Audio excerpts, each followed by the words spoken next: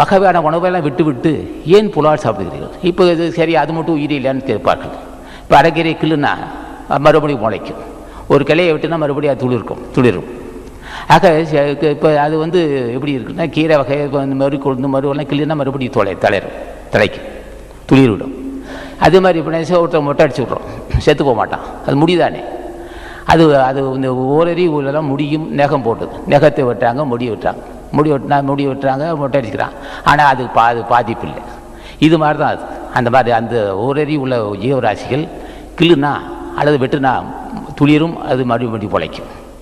ஆனால் இப்போ ஒரு ஜீவராசியை கால் ஒடிஞ்சு போனால் உடஞ்சது தான்.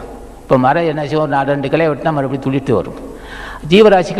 ஜீவராசிகளை ஒன்று இப்போ காயப்படுத்தினால் அல்லது கையோ காலை போனால் அவ்வளோதான், அதுக்கப்புறம் மாற்ற முடியாது. ஆகவே இது போன்ற உயிரை கொன்று சாப்பிடக்கூடாது. இயற்கை உணவு உங்களுக்கு கொடுத்துருக்கிறேன், இன்னும் வகையான இது மட்டுமா? இன்னும் வெளிநாட்டுக்காய் பீன்ஸு, கேரட்டு, காலிஃப்ளவர், முட்டைகோஸு, பீட்ரூட்டு, இப்படி ஆங்கில பீன்ஸ், இப்படி ஆங்கில உணவு கேரட்டு, பீட்ரூட்டு, கோஸு, இது என்னமோ சொல்லலாம், பீன்ஸு, இப்படி காலிஃப்ளவர், அற்புதமான உணவு காலிஃப்ளவர். அது குருமா வச்சு சாப்பிட்டிங்கன்னா ரொம்ப சுவையாக இருக்கும். அது குருமா வச்சு தேங்காய் இடியாப்பம் சாப்பிட்டிங்கன்னா ரொம்ப சுவையாக இருக்குது. அதே மாதிரி மீல் மேக்கர்னு அது ஒரு உணவு பொருள் தயாரிக்கிறான், அது சுத்த செய்வமானது. இப்படி வகையான காய்கறிகளும், வெளிநாட்டு காய்கறிகளும், ஆங்கில காய்கறிகளும், தமிழ்நாடு இந்தியாவில் இருக்க காய்கறிகளும், பயிர் வகைகளும், பருப்பு வகைகளும், பாலும் நெய்யும் தயிருமாக கிழங்கு வகையில் அள்ளி கொடுத்துருக்குறான். எதை வேணாலும் சாப்பிடுனான். இதுவரையிலும் உலக மக்கள், கோடான கோடி மக்கள் சாப்பிட்றான், குறையவே இல்லை.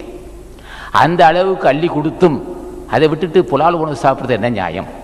ஏன்னா வித்தாகி முளையாகி விளைவதாகி விளைவிக்கும் பொருளாகி மேலுமாகி கொத்தாகி பயனாகி கொல்லுவனாகி குறைவாகி நிறைவாகி குறைவில்லாத அப்படின்னா, எத்தனை பேர் சாப்பிட்டாலும் சரி, உலக மக்கள் இதுவரையும் சாப்பிட்டு அழித்து பார்க்குற, அழிக்கவே முடியல. ஒரு நெல்லுக்கு 100 நெல் வரும், 100 நெல்லுக்கு 1000 வரும், 1000 10,000 ஆகும், 10,000 லட்சமாகும், அப்புறம் கோடியாகும், 10 லட்சமாகும். ஆக ஒன்றுக்கு பலவாக ஒரு விதையிலே ஆயிரக்கணக்கு. ஒரு மாமரம் நட்டு ஒரு விதை நட்டோம்னா அது வருஷத்துக்கு வருஷம் ஆயிரக்கணக்கான காயும் மாம்பழம் காயும் கொடுக்கும். இவ்வளவு நான் எழுந்திருக்கிறேன்.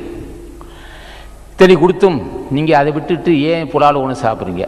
அது அசுத்த உணவாச்சே, அது ஒரு உயிரை கொண்டு சாப்பிட்டா அது பாவமாச்சே. அதனால் என்ன செஞ்சான் வள்ளுவன், அந்த உணவு வேண்டாம் உங்களுக்கு, இதை சாப்பிடுங்க. இது ஒரு எண்ணத்தை தூய்மைப்படுத்துவது. பசும்பாலாக இருந்தாலும் சரி அல்லது காய்கறி உணவாக இருந்தாலும் சரி, எண்ணத்தை தூய்மைப்படுத்தும்.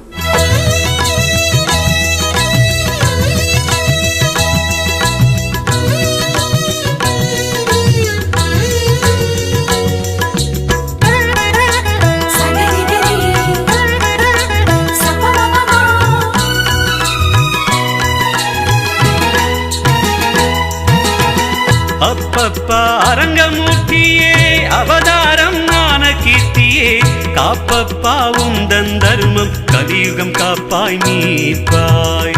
காப்பான உன் தர்ம வேலியில் கருணை கொண்டு வருபவர்கள் ஒப்புக்கொண்டு தர்மம் கொண்டு உன்னுடன் செய்பவர் உயருவாரே.